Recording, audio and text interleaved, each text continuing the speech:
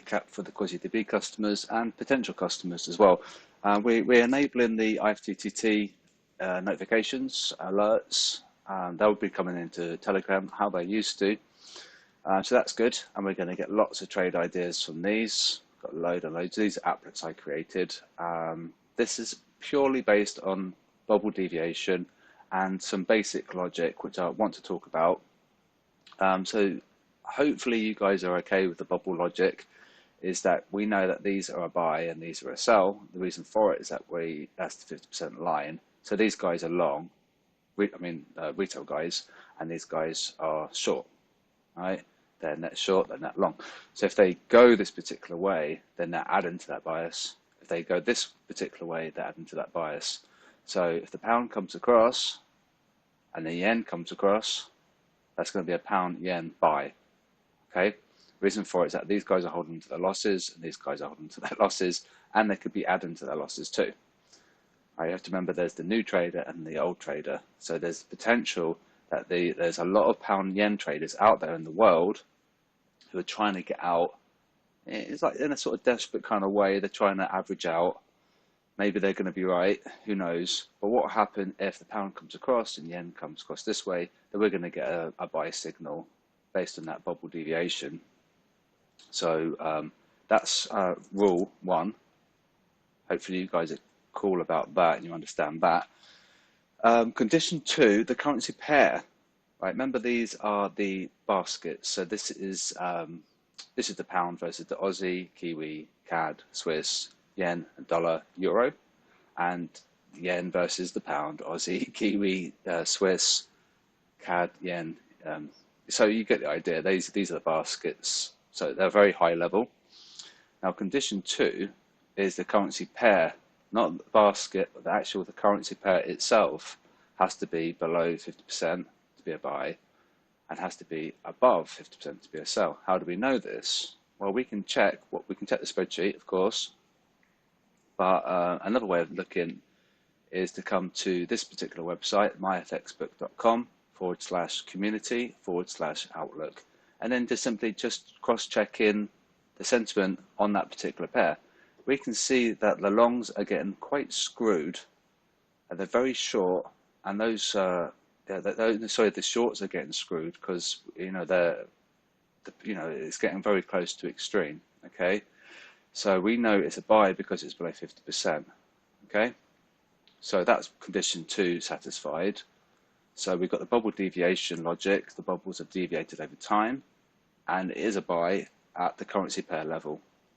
Now the last check is a new addition, and it's just simply to check whether or not we've exceeded extreme parameters. So we know, if you're looking at the pound yen, we haven't exceeded the extremity because we haven't hit above 80% or gone below 20%. Once we do, we're going to get a notification in Telegram. So currently, that's fine. We haven't exceeded 80% or 20% in its sentiment.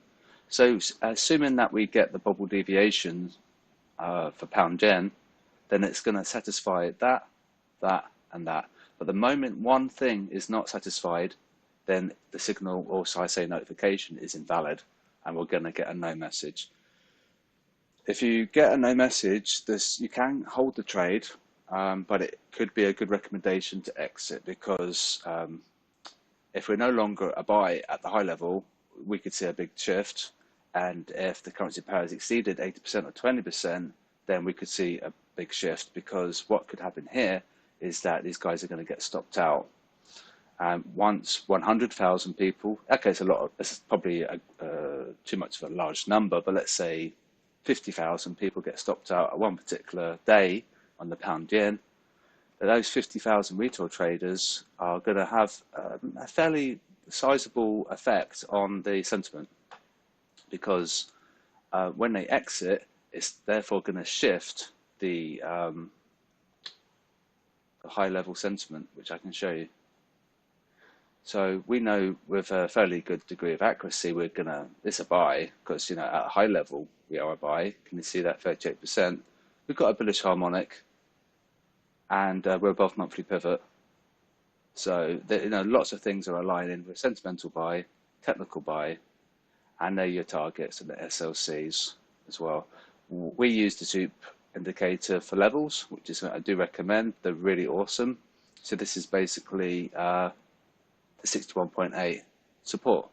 So you could potentially enter there with a 30 pip stop loss at the 61.8. Hopefully that's clear. Let me go this way.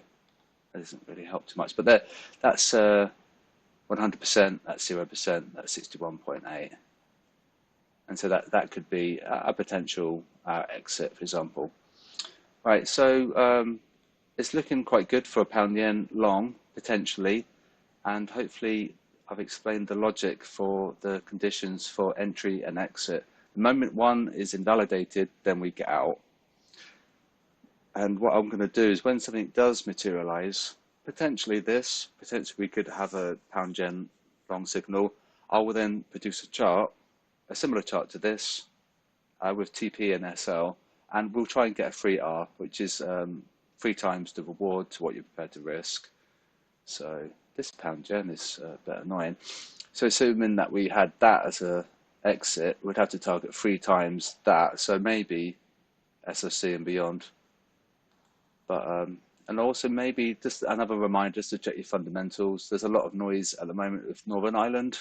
It could affect pound sentiment.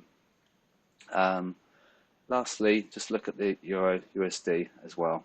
So if we do get a strong dollar, which it looks like it could potentially be the case, and all this fundamental macro stuff about Biden, he wants to form an alliance against China. So we might get a risk-off scenario develop, and if so, the dollar's going to strengthen fundamentally. If the dollar does strengthen, then it's going to affect everything. So even though it looks great for a long, if we get a strong dollar, that's going to affect risk sentiment, and this is going to, it'll be skewed because of the dollar, and it'll be a wrecking ball. So perhaps that's probably fourth condition. This is an automatic condition. 4 is to check fundamentals, and that's just to keep an eye on the news and check an eye on S&P and DAX and Dow Jones Index and things like that. So, and check the VIX as well, which we do every day.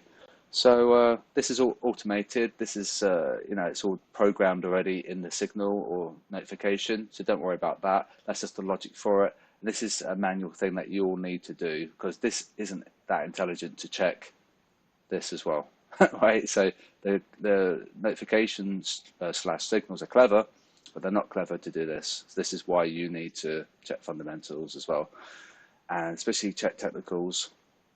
And we ideally want to buy above monthly pivot, so that's like got a bullish bias. And if it's below, you wouldn't necessarily want to buy because we're below monthly pivot. So I know it's a long video. I wanted to make it a quick recap, but there's a little bit to be said about it. So hopefully you're clear about the conditions. It needs to be bubble deviation over time.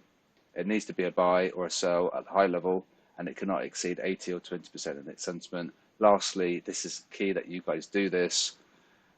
It could potentially, we could be a risk-off scenario. If so, it's going to screw everything here, right? It's going to invalidate everything. So this is fundamentals are more powerful than the sentiment, and this is still very, very useful. But you definitely want to check, keep an eye on that. Risk on, risk off. Risk on, just so you know, is when stocks are going up, indices are up. Risk off is when stocks, indices are going down.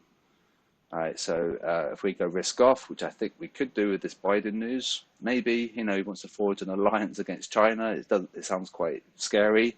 We could have a risk off scenario. If so, then this would be invalidated. So check your fundamentals, absolutely key.